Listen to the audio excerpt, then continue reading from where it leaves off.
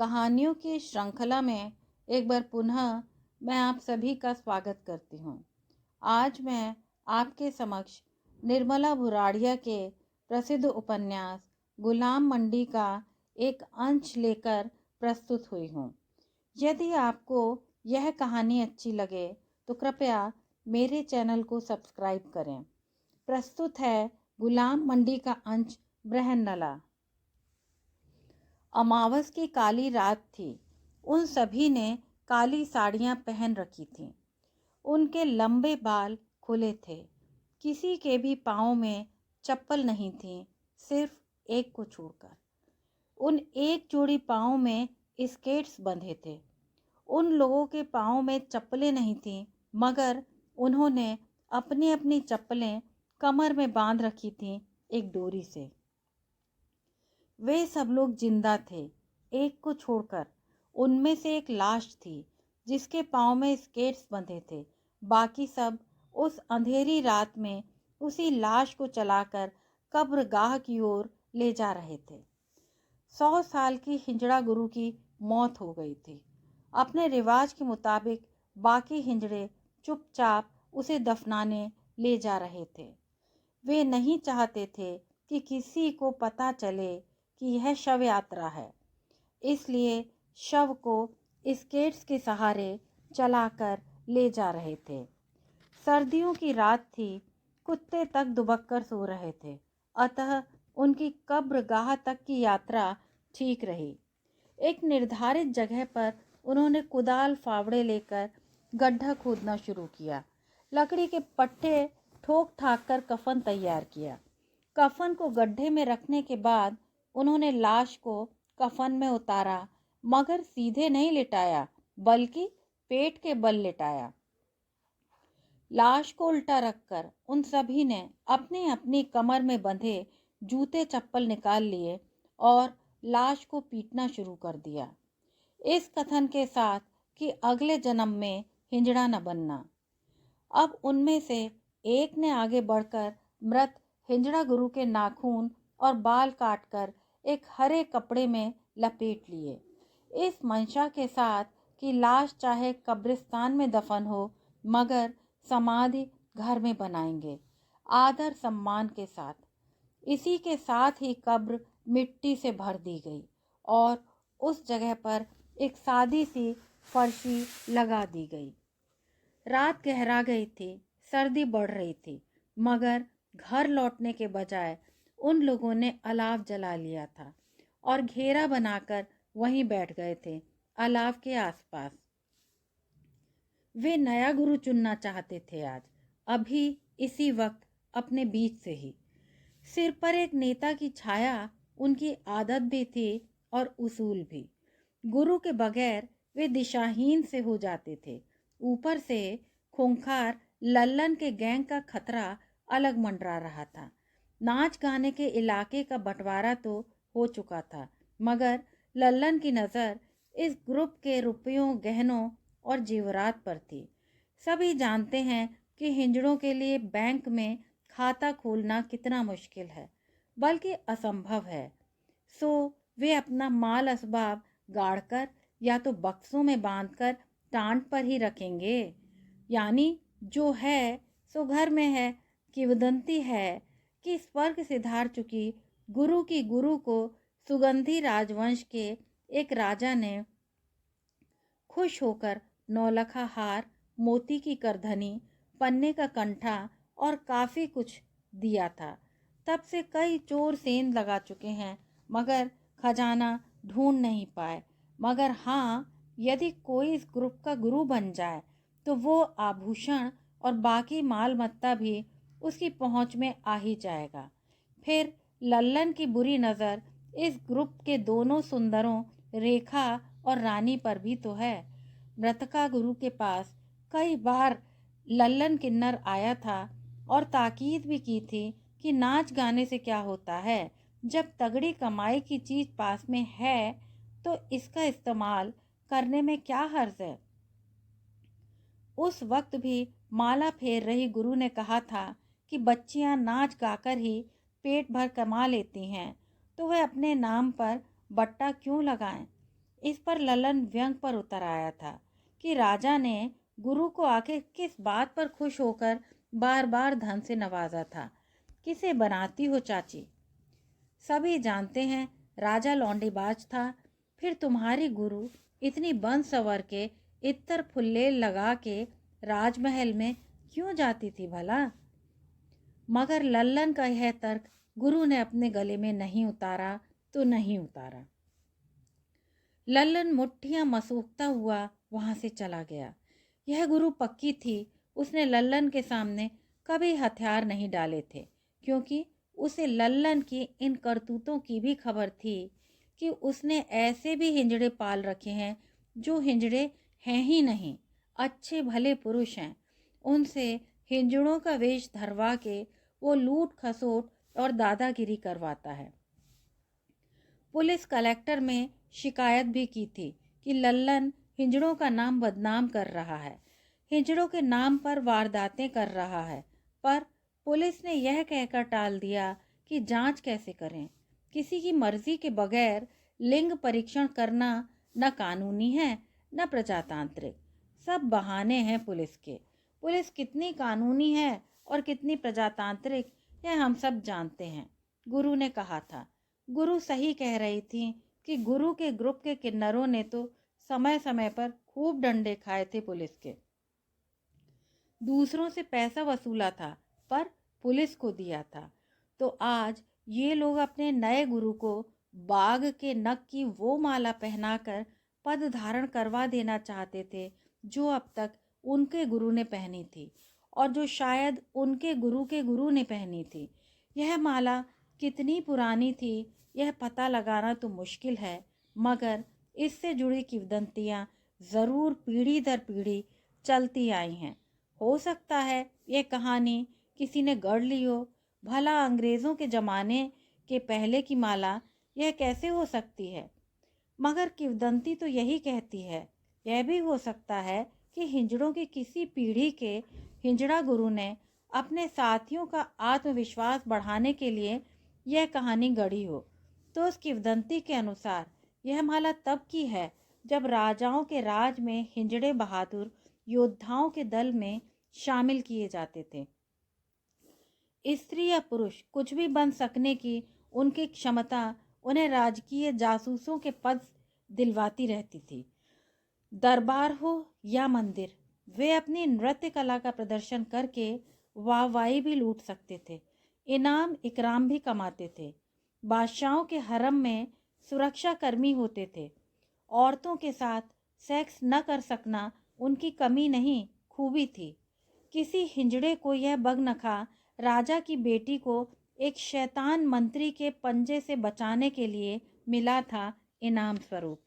हिंजड़ों का तिरस्कार तो अंग्रेज़ों के ज़माने से ही शुरू हो गया था। सम्मान का यह प्रतीक बगनखा इस ग्रुप के पास आया और पीढ़ी दर पीढ़ी चलता रहा। फिलहाल यह बगनखा हार हमीदा के गले में डाला जाना था, पर उससे पहले की एक रस्म थी जो पूरी की जानी थी। पूरे दल को अपनी अपनी कहानी बतानी थी, चाहे कोई 2 लाइन में सुनाए, चाहे तो कोई घंटा भर लगाए, अपनी अपनी मर्जी। पर हाँ, कहानी सुनाने में कोई अंतर बाधा या मानसिक अवरोध न रहे। अतीत का दुख मन पर हावी न हो जाए, इसके लिए हमीदा ने सबको एक एक गोल कांटेदार धतूरा दे दिया, एक नुकीले पत्थर के साथ। उन सभी ने अपने अपने धतूरे से निकालकर इक्का दुक्का बीज खा लिए। पता नहीं क्यों यह परंपरा चली आ रही है। वे एक दूसरे के धतूरे के बीज नहीं खाते थे, सो यही किया गया। सबसे पहले अनारकली ने बोलना शुरू किया, मगर एक लाइन में ही कहानी खत्म कर दी। अरे, मैं तो कचरे के ढेर पे मिली थी, अब किसको मिली यह तो नहीं पता। जिस उम्र में आँख खुली तो अपने को वृंदा गुरु की छाह में पाया, और क्या। अरे नासपीटी, थोड़ा तो मुँह खोल। कहानी तो हमको सबको पता है, पर रस्म तो निभानी है ना, तो थोड़ी ढंग से निभा। कुछ तो बोल, धतूरे के बीज क्या चने मुरमुरे की तरह भकोस गई है? अंगूरी ने अनारकली से कहा। अनारकली थोड़ा बिदकी। अब क्या बार बार मेरे मुंह से सुनेगी हरामजादी कि मेरे को मेरी माँ ही फेंक गई होगी घूरे पर, जब मूतने की जगह कोरा छेद देखा होगा तो। अच्छा चलो झगड़ो मत, चुप हो जाओ। चलो अनारकली के पास हुई। कहानी खत्म। आगे का नंबर लगाओ। हमीदा ने दोनों को शांत करते हुए कहा।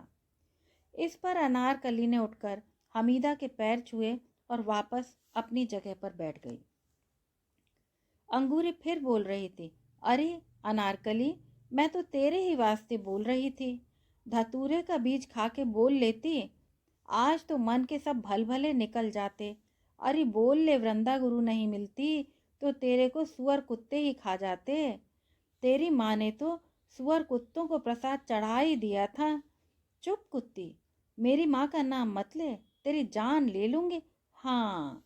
बड़े प्यार से मगर नाटकीय ढंग से अनारकली ने अंगूरी को गाली दी और रोने लगी। बाकी की सब भी रोने लगी, भाएं भाएं भाएं। शमशान के सन्नाटे में रोने का रुआंसा भन्नाने लगा था। चुप। इतने में हमीदा ने जोर से सबको डपटा तो एक साथ सब चुप हो गए।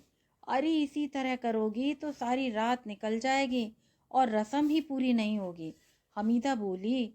और उसने अब रमीला की ओर इशारा किया अपनी कहानी सुनाने को। पर मेरी माँ तो मेरे को बहुत छुपा छुपा के रखती थी, बचा बचा के, कहीं टोली वाले न ले जाएं उठा के। मैं घर में ही हुई थी ना, दाई ने नाल काटी बोलते अस्पताल में हुई होती ना तो पहले ही दिन टोली को रिकॉर्ड मिल जाता था। मगर घर में हुई ना तो मेरी माँ ने सबको बोला छोरा हुआ करके। किसी के सामने भी पोतड़ा नहीं खोला, भूल के भी नहीं। पन करमजात दाई ने एक बार उगल दिया, जब तो मेरी स्कूल जाने की उम्र हो गई थी। मेरी माँ को मरे 12 दिन भी नहीं हुए कि वृंदा गुरु के चेले आ गए थे मेरे को लेने। मैं कितनी चीखी और रोई धोई थी। रमीला ने बात पूरी भी नहीं की कि हमीदा ने टोक दिया, तू तो बात बात में रोती धोती है। तुझे तो इस बात पर खुश होना चाहिए कि तुझे वृंदा गुरु की शरण मिल गई। बड़े मज़े से कह रही है, स्कूल जाने की उम्र हो गई थी। कोई भर्ती करता क्या पाठशाला में? पहले पूछते मेल कि फीमेल। अपनी वो शर्मिला है ना, छोरा बन के भर्ती हुई थी तो बहन जी ने एक दिन चड्डी उतरवा ली थी उसकी और जूते मार के स्कूल से निकलवा दिया था उसको। उमराव गुरु के कुनबे ने शरण दी उसको, वरना भूखी मर जाती वो भी, हमीदा बोली। अंगूरी ने समर्थन किया। और नहीं तो क्या, दुत्कार दुत्कार के तो भगा देते हैं सब जगह से। लंगड़े लूले को तो कोई नहीं दुत्कारता, अंधे काने से तो कोई नफरत नहीं करता। वैसे ही हमको खुदा ने बनाया है, जैसे हैं, और नहीं तो क्या, और नहीं तो क्या। बाकी सभी ने सुर मिलाया। अंगूरी अचानक उठ खड़ी हुई और ताल देने लगी। बाकी सब भी उठ खड़ी हुई और ताल में ताल मिलाकर सस्वर दोहराने लगी और अलाव के गोल गोल चक्कर लगाने लगी। और नहीं तो क्या, और नहीं तो क्या, और नहीं तो क्या। चंद सेकंड ही ये नाच गाना चला होगा कि हमीदा ने फिर अपने कड़कते हुए स्वर में उन सबको बैठने का आदेश दे दिया। हालांकि हमीदा भी जानती थी कि यह सब वे माहौल को हल्का करने के लिए कर रही हैं। शमशान की काली रात है, मन के दुखों की बात है, सो कोई बीच में ही टूट न जाए, इसीलिए ज़रूरी है कि कुछ नाटक भी बीच बीच में कर लिया जाए। अरे अंगूरी, तू सबकी इतनी पंचायत कर रही है, तू भी तो अपनी बता। रानी का नंबर तो सबसे आखिर में लगाएंगे, जब भोर का तारा दिखने लगेगा तब। रानी तो डरती है ना, अंधेरे में कैसे बताएगी? यह रमीला थी। रानी का नाम मत ले रमीला। क्या अकेली रानी ही डरती है? क्या तू और मैं नहीं डरती? निर्वाण के दिन जब दाई ने खचाक किया था तो क्या तू और मैं नहीं डरी थी, जैसे सुहाग रात के पहले हर दुल्हन डरती है? अंगूरी ने कहा। हो, खूब डरी थी और चीखी भी थी मैं तो। आसपास तालियां बजाकर वृंदा गुरु की चेलियां नाच रही थीं ताकि मेरी चीख तालियों में डूब जाए। मैं खुद भी चीख से डर न जाऊं। रमीला बोली, पर अब सोचती हूँ तो लगता है अच्छा ही हुआ खर पतवार निकल गई। मैं कमजोर नामर्द से शान वाली किन्नर बन गई, निर्वाण हो गई तो मेरे आशीर्वाद में ताकत आ गई। मैं नाचने गाने कमाने लायक हो गई। चल बेटी रानी, अब तू अपनी कहानी कह। हमीदा ने बहुत नरम स्वर में पुचकार कर रानी की पीठ पर हाथ फेरा। रानी रोने लगी थी। मैं जानती हूँ मेरा हौसला बढ़ाने के लिए ही तुम सब अपने निर्वाण की बात बता रहे हो, पर निर्वाण तो रस्म है। निर्वाण में के कष्ट में तुम सबको एक दूसरे का सहारा था। खचाक के बाद हल्दी का पुलटिस भी लगाया गया था। 40 दिन सेवा के बाद दुल्हन भी बनाया गया था। मेरे साथ तो ये कुछ नहीं हुआ। धोखा हुआ, सरासर धोखा। अलाव की आंच धीमी पड़ने लगी थी। अनारकली उठकर कब्रों के पीछे रखे तख्तों के ढेर की तरफ गई ताकि अलाव में डालने को कोई लकड़ी का टुकड़ा ला सके। खट खट उसके लकड़ियां टटोलने की आवाज आ रही थी। तभी अनारकली के जोर से चीखने की आवाज आई। किसी जानवर के कूदकर भागने की सरसर हुई और फिर किसी बच्चे के रोने की आवाज आई। क्या हुआ? सब एक साथ चीखीं। अफरा तफरी मच गई। अंगूरी और रमीला उठकर अनारकली की मदद को भागी। रानी चिल्लाने और रोने में लग गई थी, हमीदा उसको पुचकारने में। तभी सामने से अनारकली लौटती हुई दिखाई दी, मुस्कुराते हुए। उसके पीछे पीछे थी अंगूरी और रमीला, लकड़ी के खिलपट हाथ में लिए हुए। अलाव को खरोच खरोच कर तेज किया गया और लकड़ी उसमें डाल दी गई थी। फिर सब बैठ गईं उसके आसपास घेरा बनाकर। क्या हुआ था? हमीदा ने अनारकली से पूछा। कुछ नहीं, कबर बिज्जू था। किसी बच्ची की लाश चुराने आया होगा। मैंने तख्ता हटाया तो कूद कर भागा, अनारकली ने मुस्कुराते हुए बताया। कबर बिज्जू? मगर वो बच्चा कौन रोया था? रानी ने विस्फारित नेत्रों से पूछा। अनारकली हंसने लगी थी। रानी पढ़ी लिखी है ना, इसलिए नहीं जानती। कबर बिज्जू बच्चे की आवाज में रोता है। अरे बच्ची को परेशान मत कर। हमीदा ने अनारकली को नकली डांट लगाई। फिर रानी की ओर मुखातिब हुई। इसलिए आज तुझे यहाँ लाए हैं कि तेरा भी डर निकल जाए और मन का दुख दर्द भी। चल, अब तेरी बारी है, कह अपनी बात। मगर पहले तो अंगूरी अपनी कहेंगी ना। रानी ने अपनी बारी को कुछ और देर टालने का बहाना खोजा। रानी को प्रेरित करने की गरज से अंगूरी ने कहा, आज तो मैं यही कहूँगी कि मैं दर दर मारी फिरती थी, क्योंकि मैं ऐसी थी ना। माँ को टीबी थी, उसके जीते जी ही बाप ने दूसरी शादी कर ली थी। हम 6 भाई बहन थे, मुझे को छोड़ सब पूरे थे। मेरे दाढ़ी मूछे नहीं निकले, आवाज़ छोरियों जैसी रह गई तो सब मेरे को मारते, चिढ़ाते, खिजाते थे। बाप भी जब देखो तब हाथ छोड़ देता था। तो मैं घर से भाग गई, पर भूखी मर गई। कोई काम भी नहीं देता था। लोगों के घर बर्तन मांजने गई तो बोले, हिंजड़े से बर्तन मंजवाएंगे क्या? मैंने कह दिया, हम बर्तन डैश से थोड़े ही मांजते हैं, मांजते तो हाथ से ही है ना।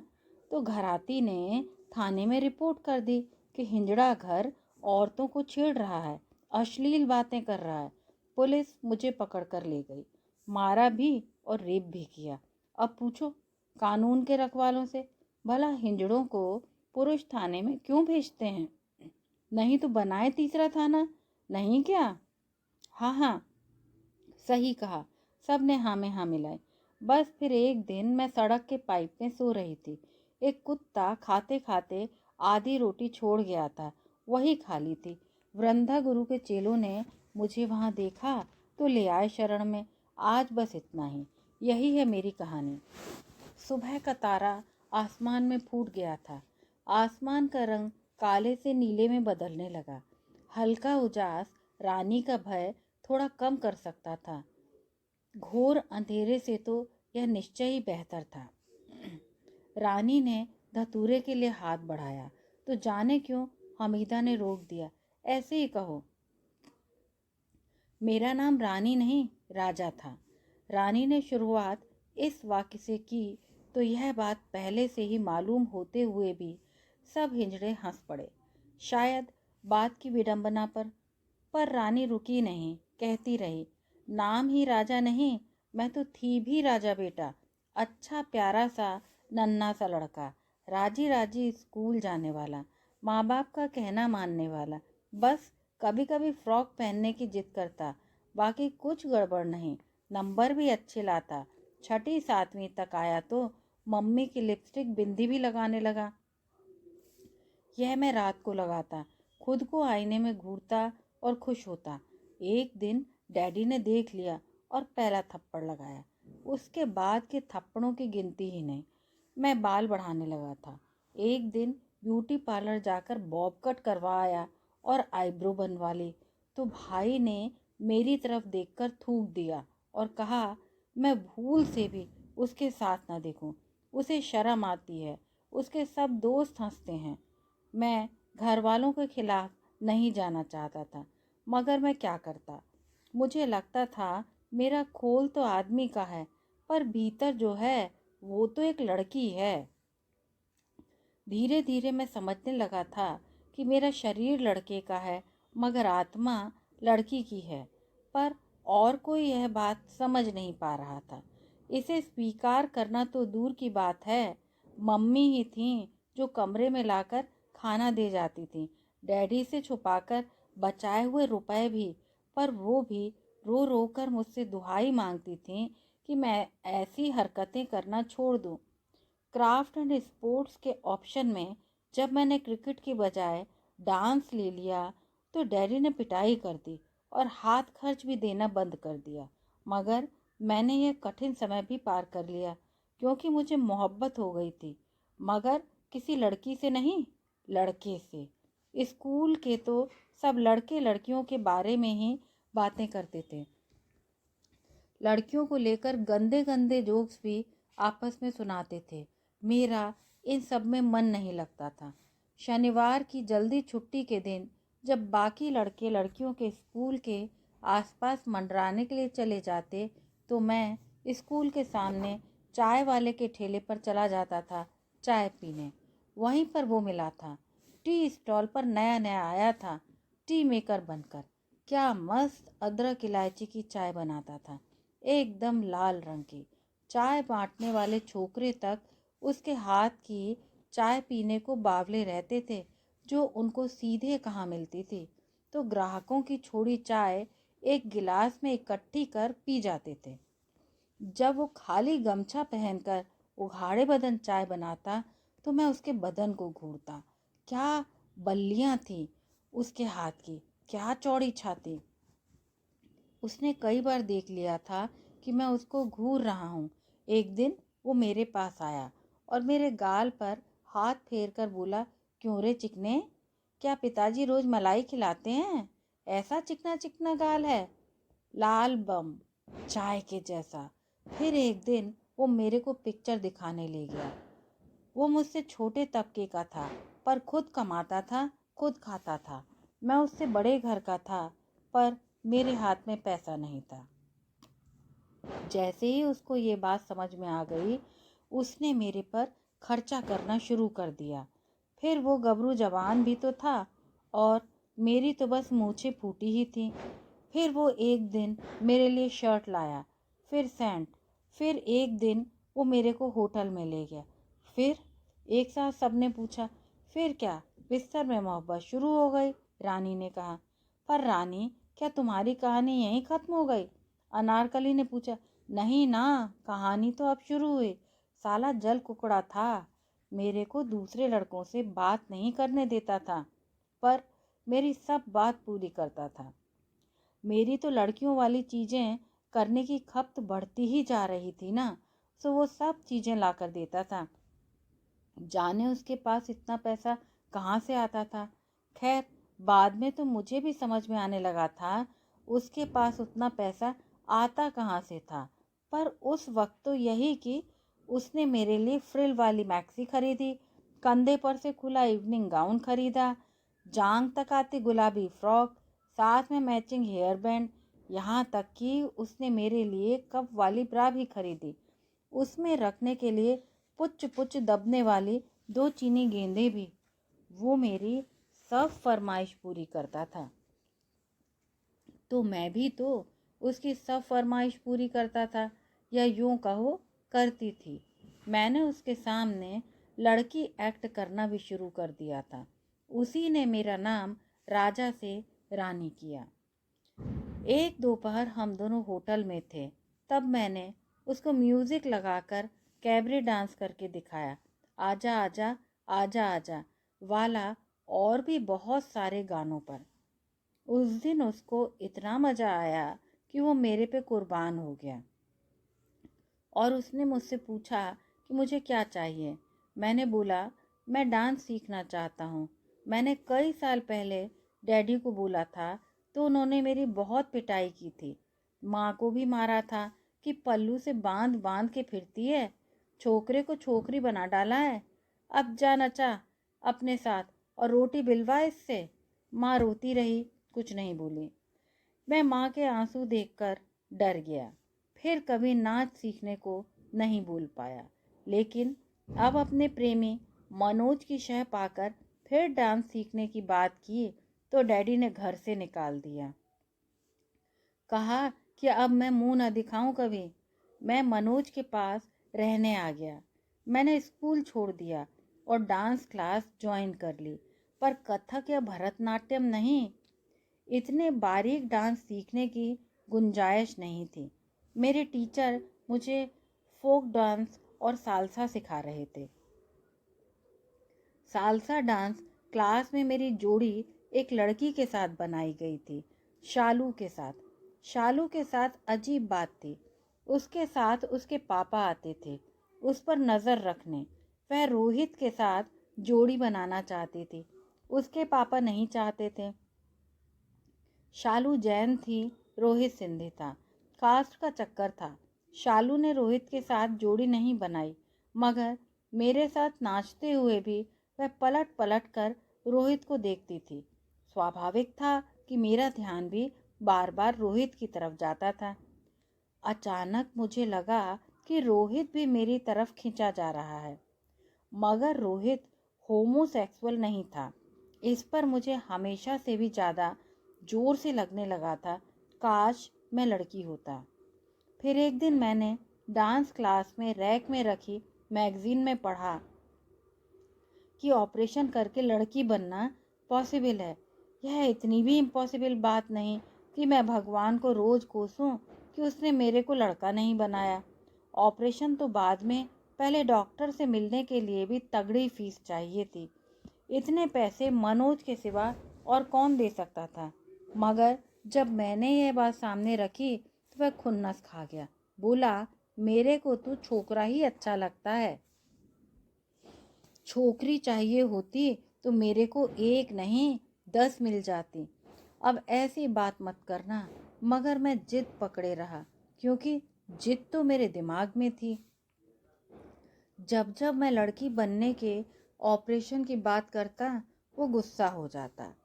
मेरे बिफोर सेक्स कैबरे डांस को मज़ेदार बनाने के लिए उसने मुझे सफ़ेद पुड़िया देनी भी शुरू कर दी। उस सफ़ेद पुड़िया के कारण तो मैं उसका बिल्कुल गुलाम बन गया था। दोपहर होते ही गिड़गिड़ाकर पुड़िया मांगता था।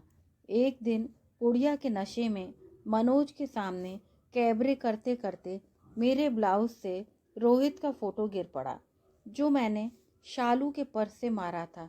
बस मनोज ने मुझे धोखेबाज में गिन लिया और भयानक सजा दे दी। यह वाक्य बोलते बोलते रानी भैं भैं करती हुलक हुलक के रोने लगी थी। अलाव के आसपास बैठे सभी हिंजड़े सन्नाटे में आ गए थे। तभी कबर बिज्जू ने रानी के रुदन की आवाज़ में अपनी आवाज़ मिला दी थी। कुछ ही सेकंड में यह आलाप बंद हो गया था। सुबह पूरी तरह हो चुकी थी। उन लोगों की रवानगी की बारी थी। रानी का किस्सा यूं था कि मनोज और उसके ड्रग पैडलर दोस्तों ने पहले तो रानी को हेरोइन खिलाई, फिर एक डॉक्टर ने आकर उसे कोई इंजेक्शन लगाया। जब रानी को होश आया तो वह अपना मर्दाना अंग खो चुकी थी। डॉक्टर ने खचाक। 1 महीने बाद मनोज ने रानी को चमेली हिंजड़े को बेच दिया था, सिर्फ 70,000 रुपए में। चमेली के चक्कर से किसी तरह भागी रानी को वृंदा गुरु ने शरण दी थी। यही थी रानी की कहानी। इन जघन्य हादसों के बीच रानी का मन मर गया था, लेकिन एक इच्छा अब भी बाकी थी, लड़की बनने का ऑपरेशन करवाने की। नई नई गुरु बनी हमीदा ने रानी को आश्वस्त किया कि वह रानी का ऑपरेशन ज़रूर करवाएगी। बाकी सबने भी ताली बजाकर इस वादे का स्वागत किया। फिर वे सब के सब घर की ओर रवाना हो गए। जब आप मेरे साथ कहानी सुनते हुए यहाँ तक आ ही गए हैं और यदि आपको यह कहानी अच्छी लगी हो तो कृपया चैनल को लाइक, शेयर और सब्सक्राइब अवश्य करें। धन्यवाद।